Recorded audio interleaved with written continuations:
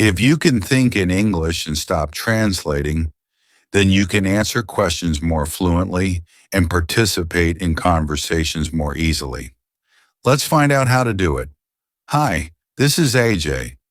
By the way, if you want to build up your fluency, check out my other YouTube videos.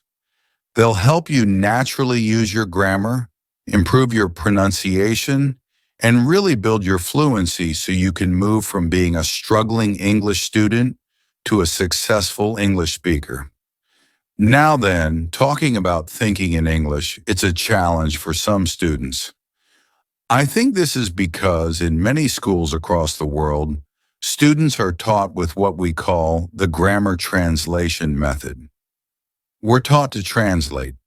When I learned Chinese, the teacher would say, "Okay, Ajay, to say hello in Chinese, you say ni hao." Great. To say, "How are you?" you can say ni zhen mi yang, and so on and so on. It seems natural and logical at a beginner level. You're translating to learn the language. However, the problem is this becomes a habit that is very, very hard to break as you move up the levels. But you must break this habit because otherwise, you're not going to build up the fluency you need. When you can start thinking in English, you can really answer questions more easily. And in IELTS speaking, that's really important. So in this video, I'm going to show you 7 smart ways that you can start thinking in English. Let's begin. So I would say the first step to thinking in English is to surround yourself with English. Now that does not mean you have to go and live or visit an English-speaking country. Although it's great if you can, you don't have to. No, you can do this in your own home by giving yourself even just 10 minutes a day of English. And you can build up to 20 minutes, 30 minutes a day, building up slowly. It's important to see this English time as fun and enjoyable, not study time. So I'm talking about things like listening to podcasts, listening to the internet radio, listening to songs, reading some books, novels, magazines, blogs, things that you like. Maybe watching TV series or films in English. But having this moment when you are surrounded by English, and during this moment, there are 3 things you can do. First of all, you can listen passively. That's fine. Secondly, you can repeat words that you hear or see. Third, you can repeat phrases that you hear or see. Listening passively is great because when you listen passively, you're reducing the stress and the pressure. We know from research that this can help us learn more deeply. Repeating words and phrases is also fantastic because then you're starting to activate the vocabulary, which means you can start to use it more fluently. So I wouldn't say creating an English environment because that sounds very big, right? And very difficult. It's very hard to have an English environment in your home. I prefer to call it English moments. By creating these English moments, maybe 10 minutes or 20 minutes, what you're doing is enabling yourself to start thinking in English because you're surrounded by English for that moment. Great, let's move on to number 2. Only use words you know. Okay, the next one is to only use words that you already know. When speaking in English, sometimes students want to express an idea, but they lack the vocabulary. So they go to a dictionary, look up the word, or ask somebody for the translation.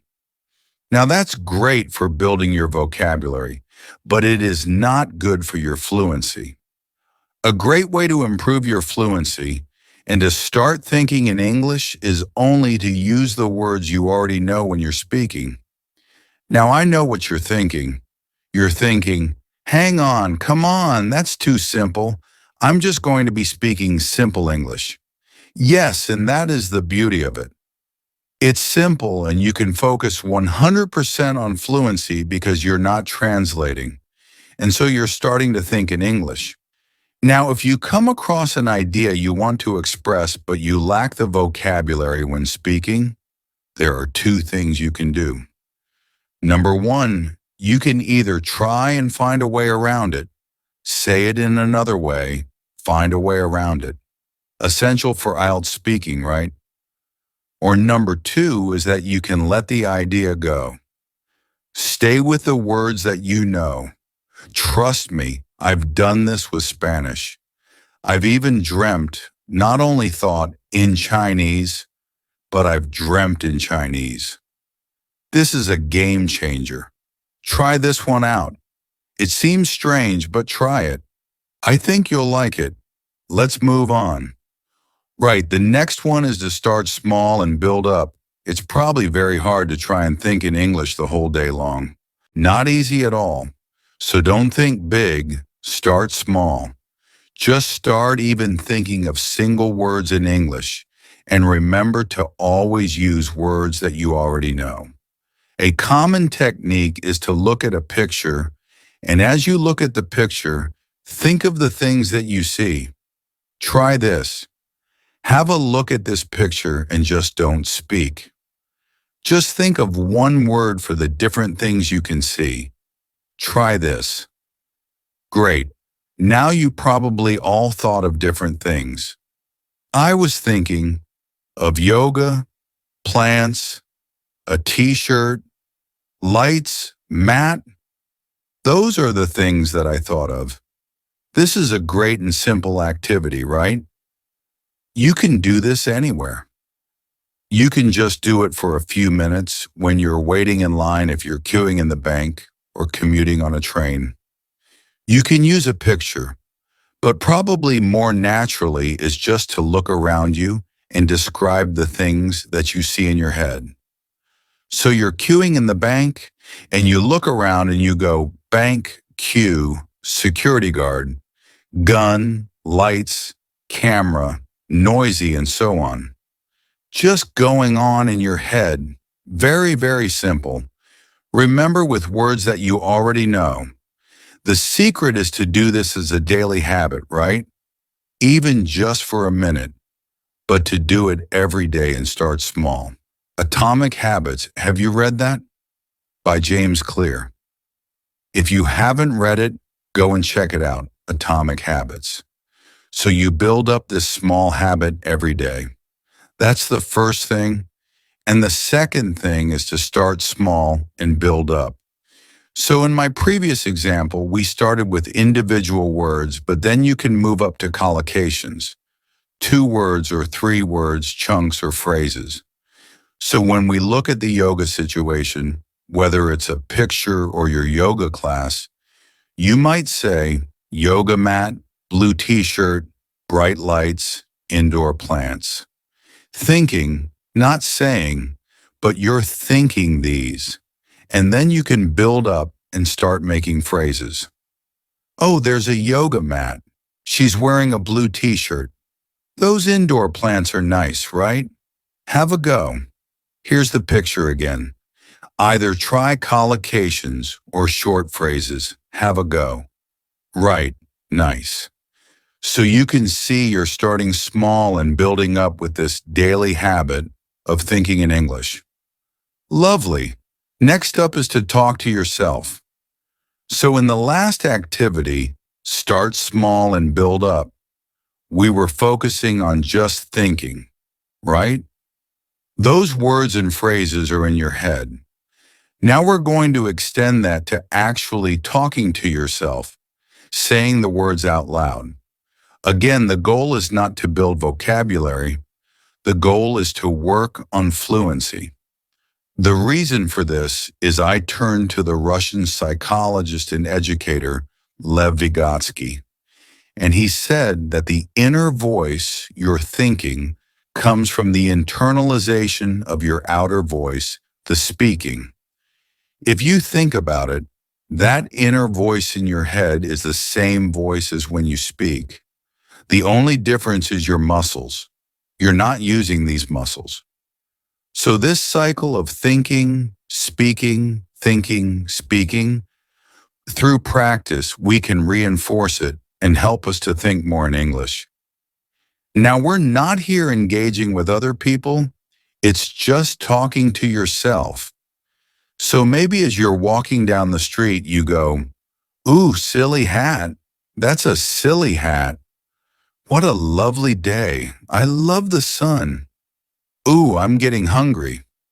You're saying little snippets, little phrases to yourself, and reinforcing that thought in English, okay? Some simple activities you can do here are maybe, and you may want to do these at home if you're not comfortable speaking out loud in the street. To be honest, nowadays, lots of people talk to themselves in the street. They talk like this: potatoes, carrots, peas. Yeah, yeah. Yeah, I think I've got everything, Julie. Yeah, yeah, I'll be back home shortly. All right, darling. Cheers, bye-bye. Or so we think. Sometimes they're speaking on the phone. But if you're not comfortable talking to yourself outdoors, just do these at home. So for example, in the morning, you could talk about your routine for the day or your plan for the day. Oh, today I'm going to go shopping. I've got to pick up some vegetables. You can describe an activity you're doing. For example, I'm cooking. So I need 2 eggs. I need a bit more flour, more salt. Oh, I think. Or you can just review what you've done today. So today was a good day. In the morning, I did this and that. And oh, that was a good idea. And so you can do simple things where you're actually just talking to yourself and reinforcing this thinking as well. Now let's move on. Next is to write in English. When it comes to thinking in English, I think the active skill of writing complements the active skill of speaking in helping you create this English environment, or what I call English moments, throughout your day that will help you think in English. Now, of course, the ways that we speak and write are very different, and I do not encourage you to speak the way you write. They are two separate forms of communication. However, some research suggests that writing and speaking are connected and actually influence each other. So I think by writing things in English, we can also help start thinking in English. Remember, only use the words that you know and start small and build up, as before. Some simple activities could be writing your shopping list in English, leaving a message to the family, picking up John at 6 o'clock, or putting a post-it on your computer. Remember to email, and you can build up. Maybe then you write a diary in English, or a blog post, or a complete blog in English. But all of these are creating moments of English that are going to help you start thinking in English. Let's move on. Now listen, we have an expression in English, which is, the proof is in the pudding, which means you can say the pudding or the dessert is delicious, but only when you taste it do you know if it's delicious. The proof is in the pudding. So only when you do something can you know if it works. So far, we've been looking at thinking in English to yourself, talking to yourself, writing notes to yourself. It's all about you, right? Next is to practice with others, because you need to be able to think in English when you're communicating with other people as well. So I think it's really important to practice speaking with others. And as you're doing that, to practice this thinking in English as you're doing it. In fact, the more you engage in conversations in English with your teacher, friends, students, or colleagues, the more you're going to have the chance to practice thinking in English as well. And when you're practicing, have some conversations where you just focus on thinking in English. Keep it simple. Use the words that you know, simple conversations. You may want to tell the other person you're actually practicing thinking in English so that they've got patience with you and have specific conversations just focusing on that. Try it out and see. Let's move on. My next and final tip is to be monolingual. Monolingual.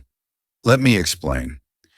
One of the biggest game changers for me when I was learning French in particular was to move from using a bilingual dictionary, so French English, to using a monolingual dictionary, French French. So when I went to look up a word in French, it didn't translate to English. It gave me a definition in French. Mind-blowing, game changer, brilliant. This was a critical step because it forced me to start thinking in French. Yes, it was more difficult. Yes, it took more time. It was an effort, but really the change over several months was huge. Now, another expression we have in English is, there's no such thing as a free lunch, meaning that really you have to pay to get some benefit.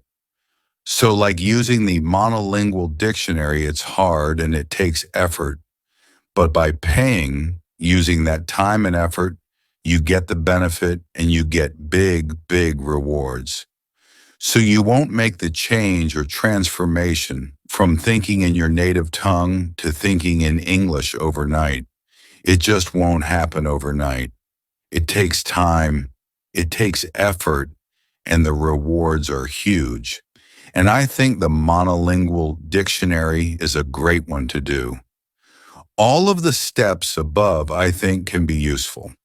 Try them out and let me know in the comments down below which ones work for you or any other tips that you may have. Do remember, check out my fluency course if you want to improve your fluency and help you think more and more in English. In the meantime, press the subscriber button, turn on the notification button, and I look forward to seeing you very soon next time. Take care, my friend. Bye-bye.